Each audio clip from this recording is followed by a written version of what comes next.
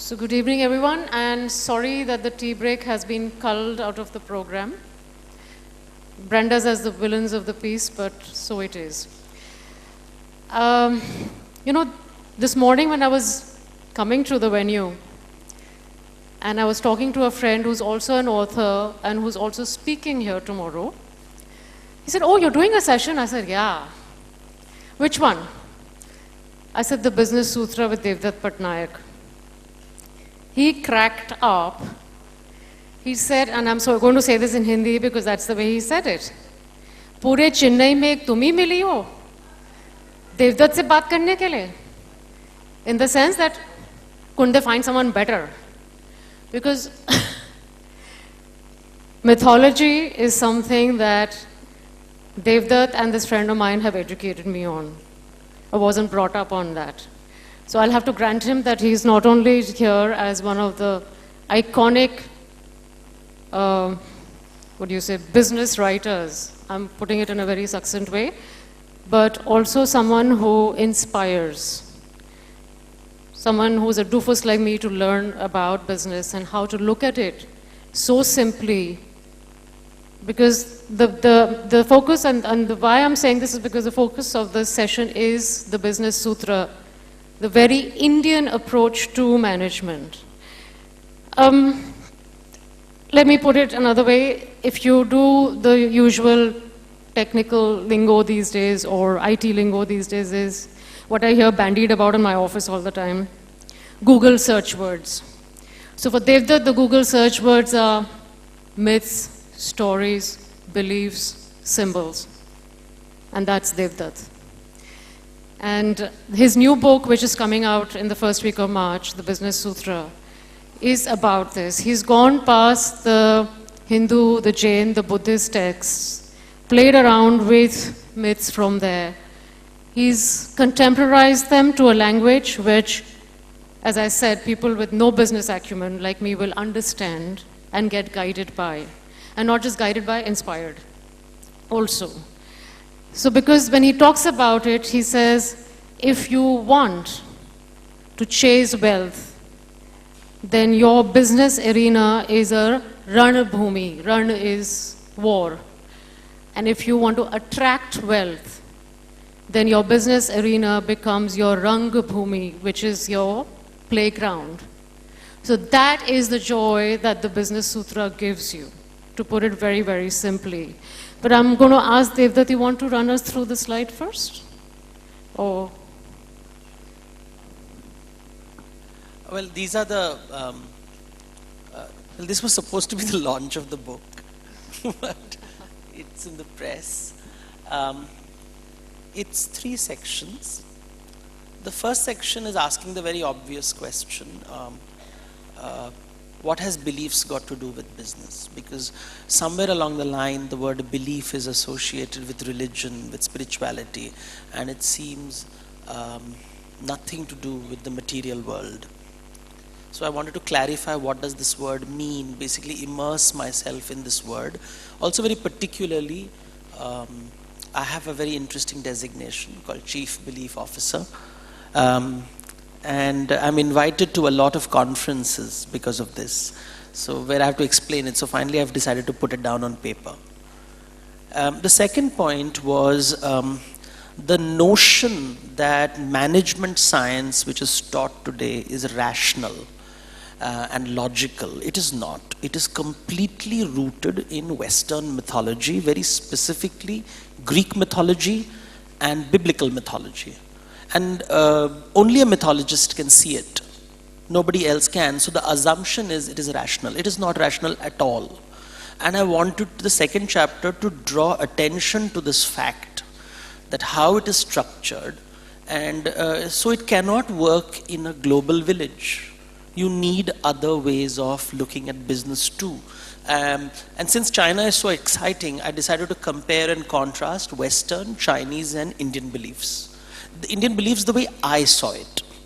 And the third chapter, which is really the main body of the book, is the Business Sutra, where I am presenting what I consider a very Indian approach to management. So these are the 3 sections of the book.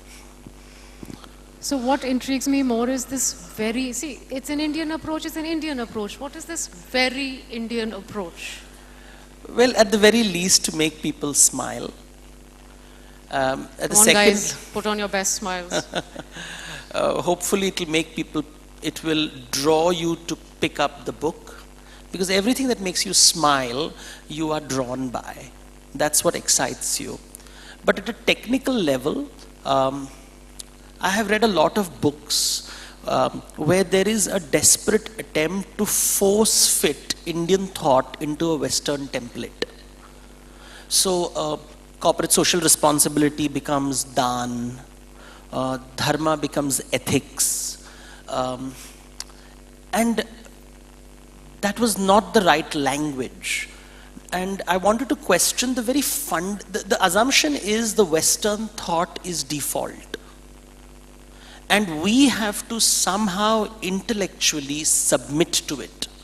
And that's the benchmark, and we have to align with that. And I found that funny, because that is also human thought. And that is the reason I am questioning the very assumptions of Western, which is not done by many books. So that's why a very Indian approach is going to the root of the matter, the fundamental assumptions.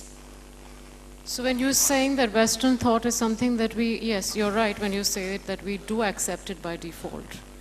In fact, I was going through one of the slides in the morning which you sent for the booklet. And there was that example which there is a Western woman dealing with an Indian man, and she gets annoyed. There's then one anecdote in which is there in Devdutt's book, is that this lady is dealing with an Indian man. She's probably based in the US, if I'm getting the name right, Josephine, or whoever, it doesn't matter. She gets annoyed because they have this phone conversation, and he does not, the Indian man does not revert back after the phone conversation with an email summing up that phone conversation. And by the way, Devdutt, I have to admit, I also get annoyed when people don't sum up our email conversations in my office. And I was like, oops, what am I doing then? And should I then turn to the very Indian way, which then will also mean, koi jawab nahi deta hai, koi follow up nahi karta hai. So what the hell? Yeah. You know? So I'm questioning that, Yeah. because it does become a complex situation I've been questioning myself since morning. Yeah. That am I doing something right? Am I doing something wrong? Am I expecting too much? Or am I failing in what I have to do? So how do you find a balance between these two, given the Indian way of working? Let's ask what a document actually is at a very essential level. A document is that, you can change your mind, and therefore I want proof that you said this. So essentially it is, I don't trust you. And that's the root of the problem, right? I don't trust you, so I want a documentation that you heard me and you heard me correctly. And we fundamentally begins with that. I mean, if the whole notion that I have to certify it and have a document. So today the government of India doesn't believe you are born unless you have a birth certificate. You are not dead unless you have a death certificate. We live in this world where documents have become far more critical. I'm not being naive, I know the value of a document, but I'm saying let's ask ourselves, what is a document?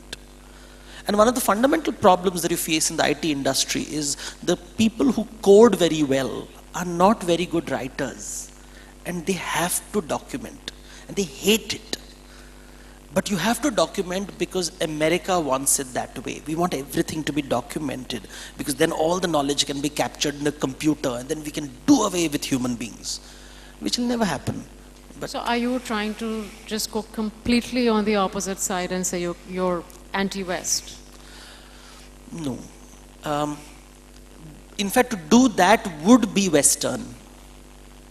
Because the whole notion that if one thing exists, the other should be destroyed is the fundamental principle in Western thought.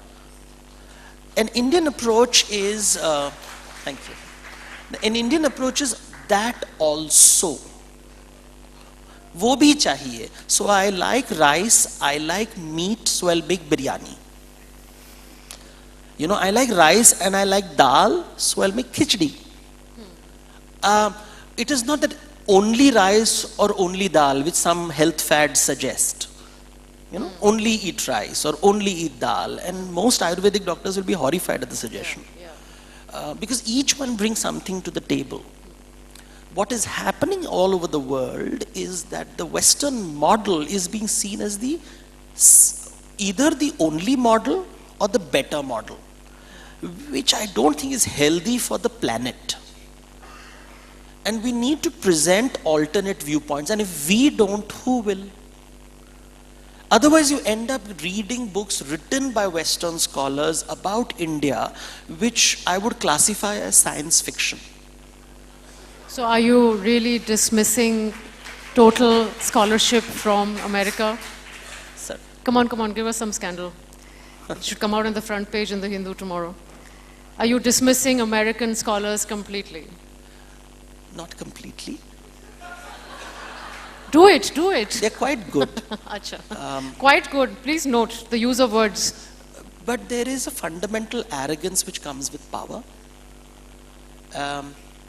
And therefore, please remember, because I speak English as well as they do, I can stand up on stage and talk to them.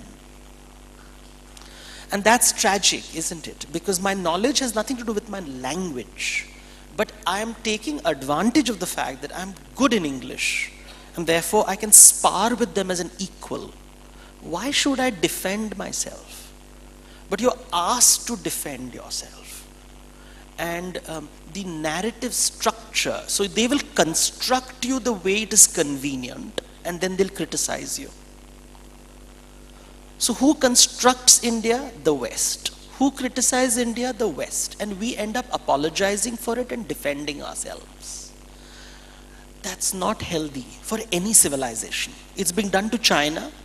It's being done to everyone. And I think that's happening in the business world. There are different ways to conduct business.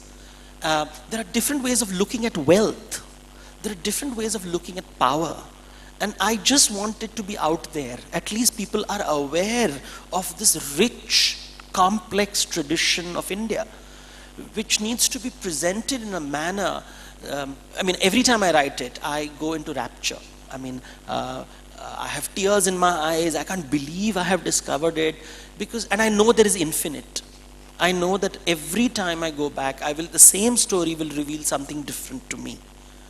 And that's wonderful, and the world should know of it, not just Indians. So are you saying that the uniqueness of Indian thought is the kind of discoveries that you make in every story every time you go back? Or what else is unique then? And is Indian thought the Hindu thought, or that the Indian thought is the larger set and the Hindu thought is a subset for it? See, if if you want to create a scandal, then you can say, how can you call it Indian thought, and is it secular thought, and all that kind of things. That's basically academic jargon of presenting intellectual development.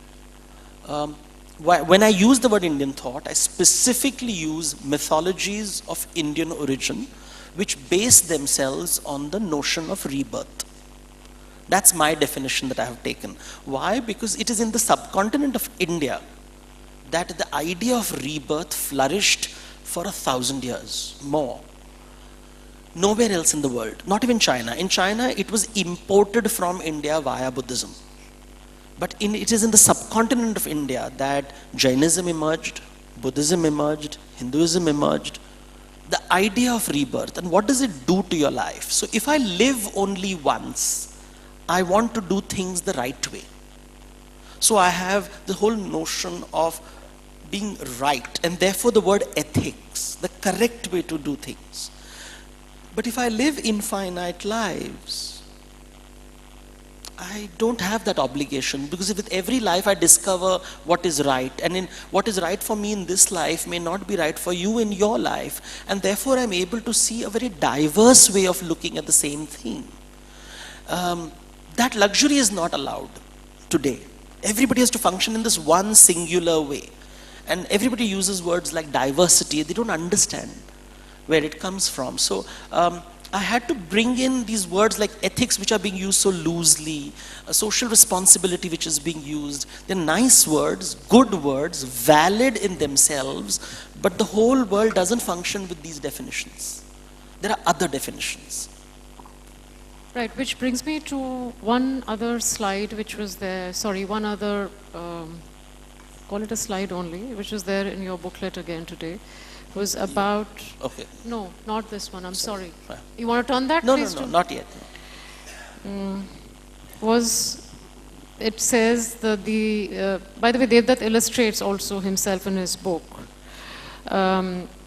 It says Business Sutra begins here, and it starts off with, there's a parrot on the first box, which says belief, gaze.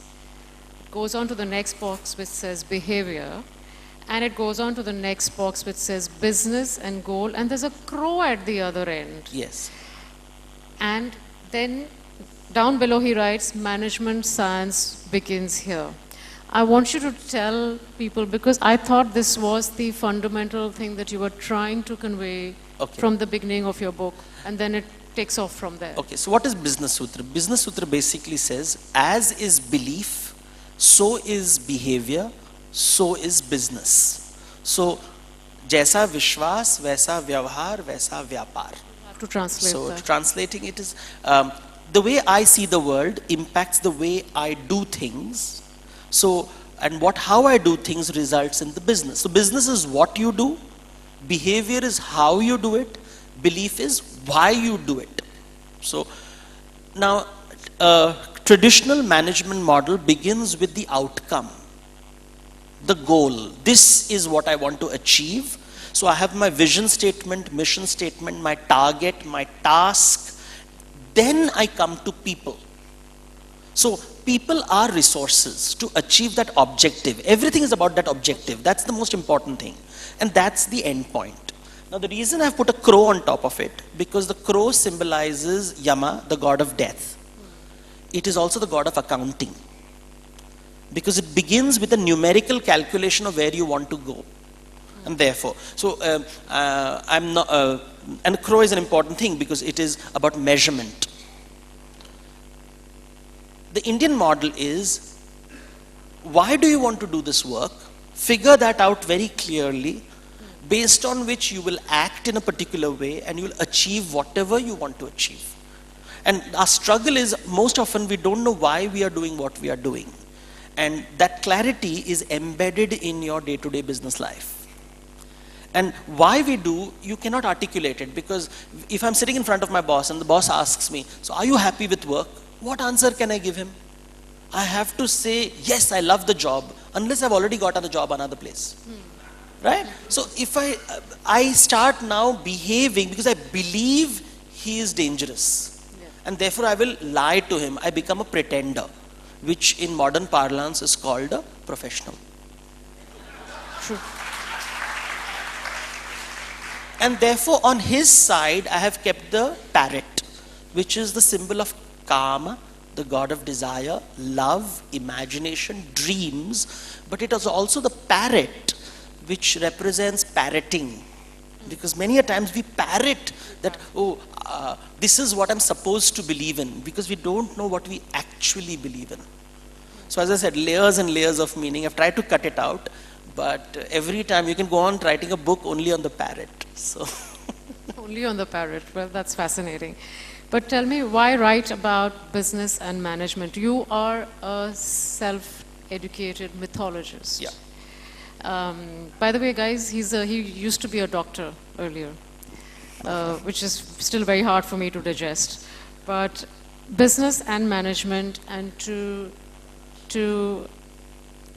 interject mythology, contemporize it.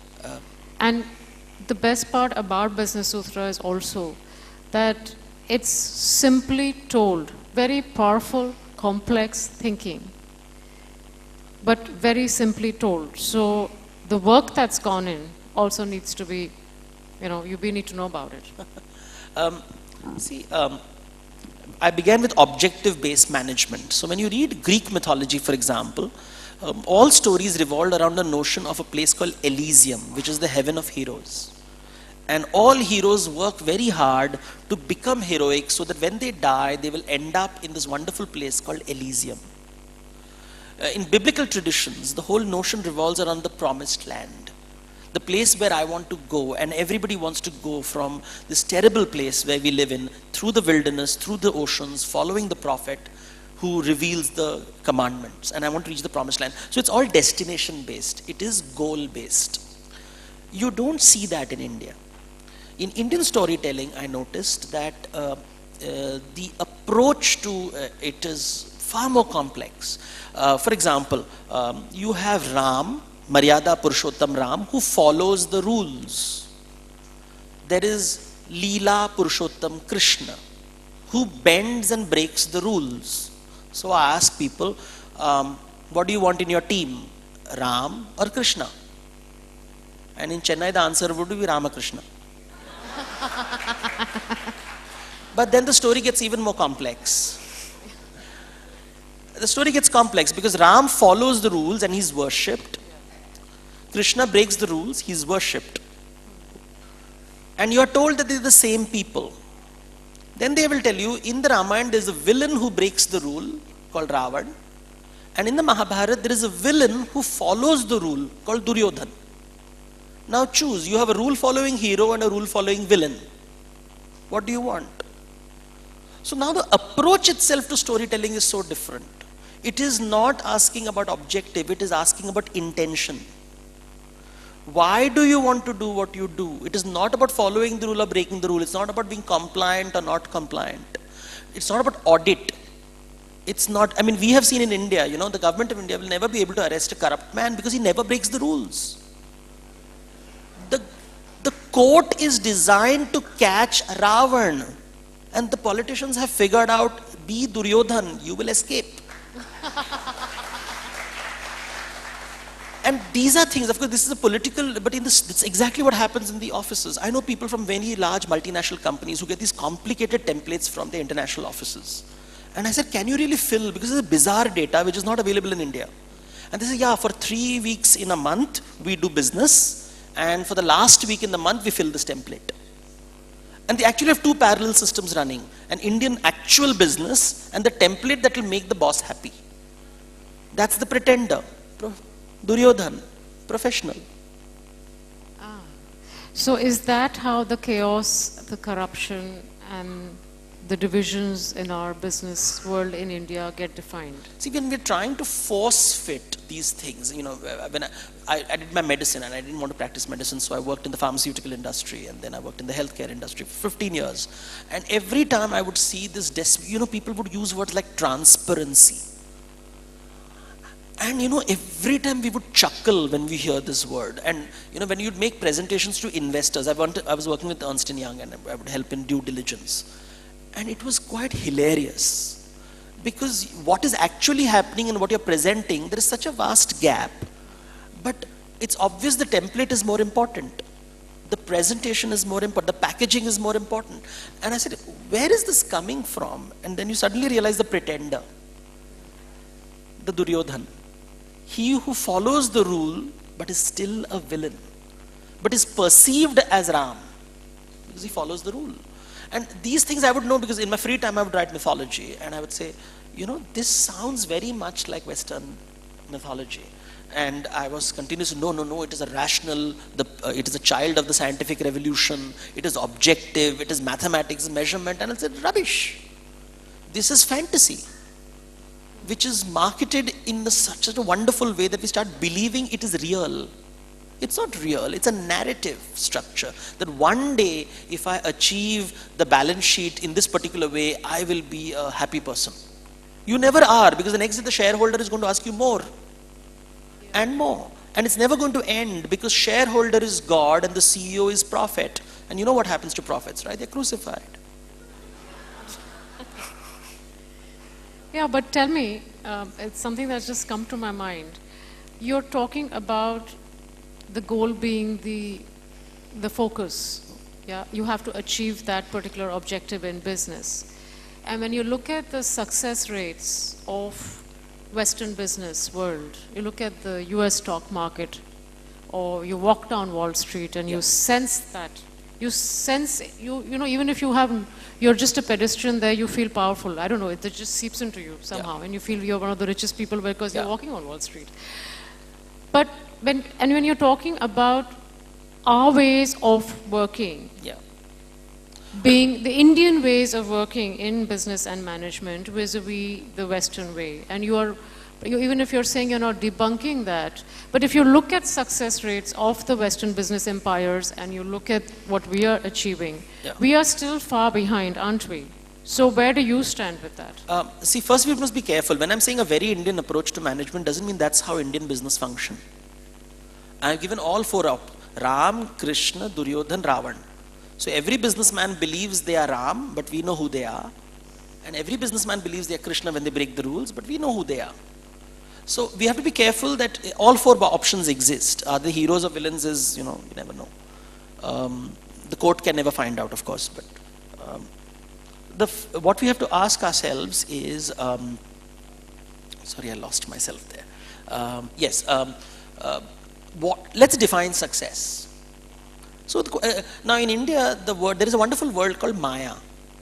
And Maya means a reality which is based on measurement.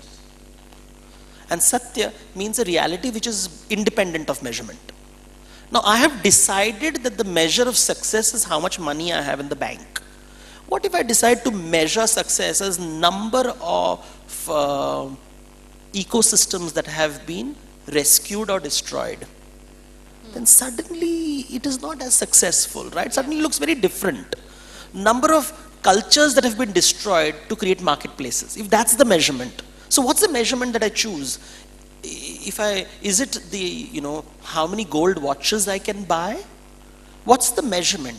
So suddenly now the measurements are changing. Nobody asks the question that when a retail company decides that I'm going to give the cheapest product to the customer, that he's actually going to create a lot of unemployment in his country, and he's going to outsource all businesses to another country. So is the success of Wall Street also responsible for European recession? Both come together. Indraprasth banane ke liye Khandav-prasth ko jalana padta hai. So you built your Indraprasth, you built your great mansions, but you have also burnt a lot of forests. When we talk about East India Corporation, we talk about it is a very successful entity, right? One of the most successful entities. The money that was made by exploiting the cotton farmers of India creates Yale University. It comes from Chennai. Yale University owes its money to the farmers who were killed in Chennai. But nobody remembers that. We remember Yale University and the money.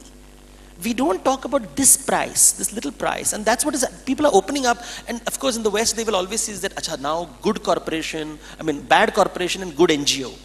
So again the great dividing lines are coming up, but Indian thought is never like that. They would always say that Amrit ke liye halal chahiye.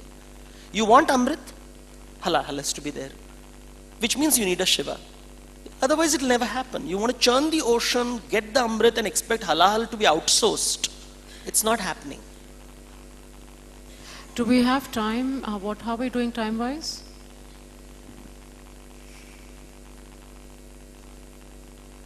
I think they're listening to us.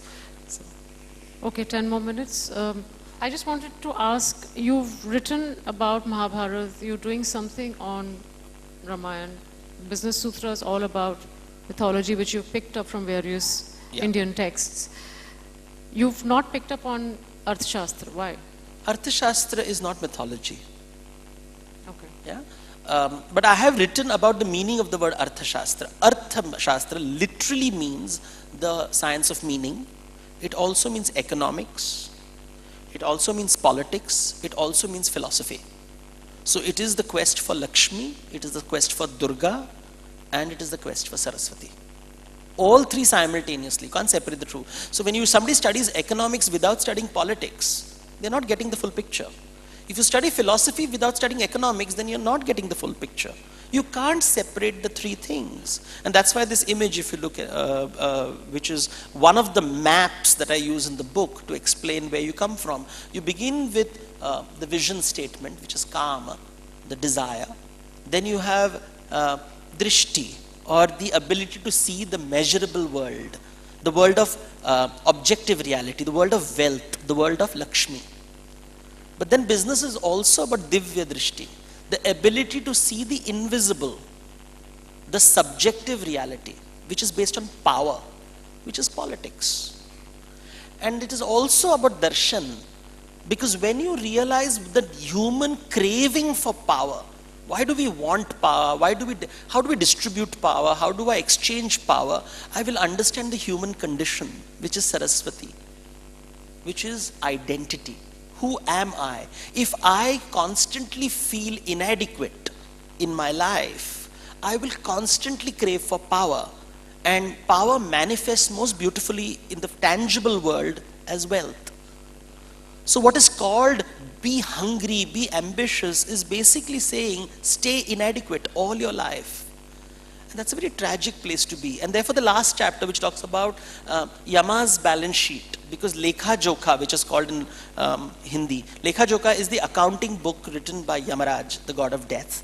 And he asks at the end of the day, when a person dies in a traditional Hindu ceremony, you give rice to crows, because the crow says ka ka, which basically is the first alphabet, which is K, from where comes Q, why, kab, when, kaise, all the interrogation. And basically it's death asking you. The balance sheet is about asking, so what did you discover in your life? Did you discover wealth? Did you discover power? Did you find your identity? And if you didn't, go back and start all over again. The yajna begins all over again, because ultimately business is yajna. And yajna is exchange. And only humans can exchange. So you can't separate this work-life balance. Doesn't happen. It is life. You have to work. There is no such thing as professional and personal. Everything is personal. Can you just let the mic reach you before you ask your questions, and keep your questions very crisp, please. Sir? This statement you made in the end, that it's our culture. I want to know how many of us, especially the younger generation, even know these stories and our own culture. We are brought up with the Western models and paradigms of thinking, and we then perpetuate them in our business lives. So, I mean, how can we become aware of our own culture before, we can kind of bring a change?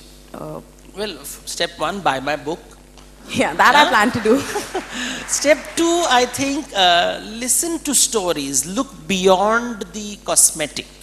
Look beyond the apparent. The wisdom is there. I don't tell stories which are strange. I tell very simple stories that 99%, I've been giving workshops and lectures for the last 10 years. I never tell the obscure stories. I tell the most obvious stories, but I tell them differently. I tell them differently.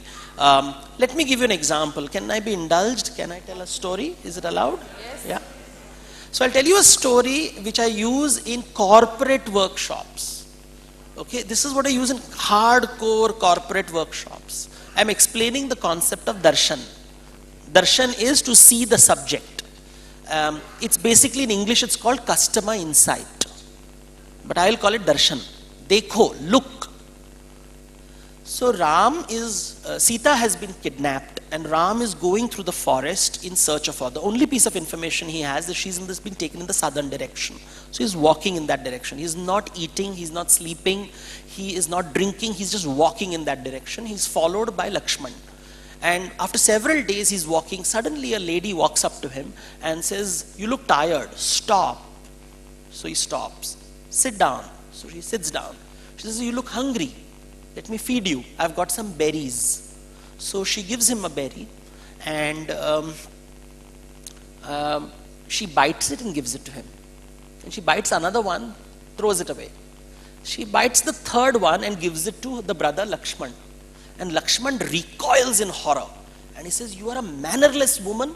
You're eating it first and then giving it to me. झूठा खिला रही है, in Hindi they say झूठ. It's contaminated with your saliva.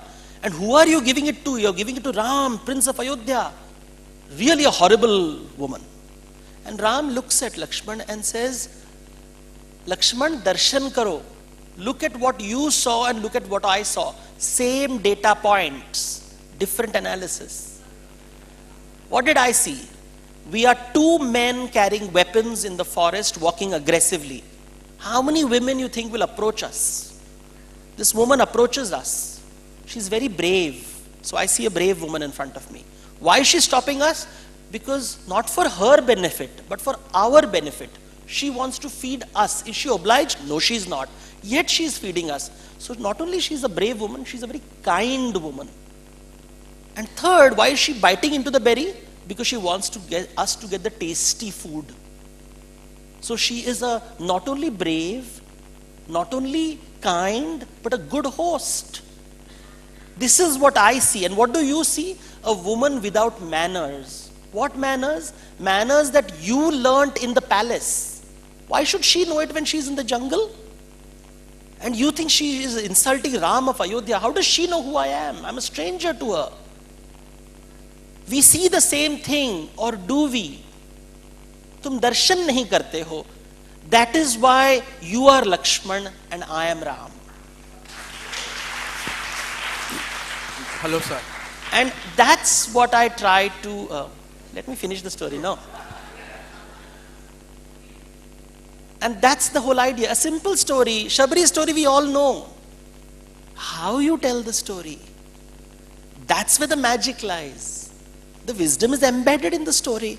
You just have to look at it very carefully. As Amrita in an earlier lecture said, join the dots of the column. You can make a simple pattern, you can make a complex pattern. Perhaps I am able to make complex patterns, but the dots have not changed. That's the whole trick. And that's what I try to do. Thank you. Sir. And I think, are we out of time? Hello. Sir. Just one last question. Sir, you say that all Western scholars are science fiction writers. It's very, very wrong. Because most of the dictionaries in southern languages and northern languages are written by Indologists, Americans, Germans, Dutch and Portuguese. And they are the greatest Indologists. They do research for 10 years about a folklore subject, about a sculpture. And Indians sit in library in 1 year and write a book and get name. So you cannot call them science fiction writers. Without them, we couldn't have spoken English. You couldn't have been here. I couldn't have been here. I agree with you completely. What you have said is very correct. Perhaps I was exaggerating, so I stand corrected. Thank you. Last question, please. One last question, please. I think we are at the end. One last question, please. Are we at the end of one more question? One last question, please. Is there anything called original thinking by the way we are perceiving, or is it just perceptions? We are looking into old texts and manuscripts and we are percepting in a new way. Or does that word original thinking means anything now? It depends on your point of view. If I have never heard this view before, it is original. If I have never heard this, if I have heard this view before, it is not original. So depending on how wide you are read, how much have you read? So what may be original for me may not be original for someone else. So someone who's a great scholar and has read lots of books, when I tell him a story, he'll say, oh, I have read this before. So for him, it's not original. But for me, when I hear the story for the first time, it is original. Then what is the meaning of perception? Because we know Sabari's story, but you are interpreting in a different way. That is a perception of looking the Sabari's story. And my perception is entirely different of looking at the Sabari's story. Then what is the meaning of original thinking then? What's the meaning of original thoughts then? I don't know. See, you have to decide what is objective and what is subjective. Myth is about subjective truth. Mythology is the study of subjective truth through stories, symbols, and rituals. I'm a mythologist. I'm an expert in subjective thinking. I don't understand objective thinking. Maybe you are an expert there, but I am not. Okay, I think with that we'll have to end. I'm sorry. You can catch Devdutt later for over a cup of coffee, maybe outside, but we'll have to get on with the next session. Thank you so much, Devdutt. And we look forward to seeing the book out next month. Thank you.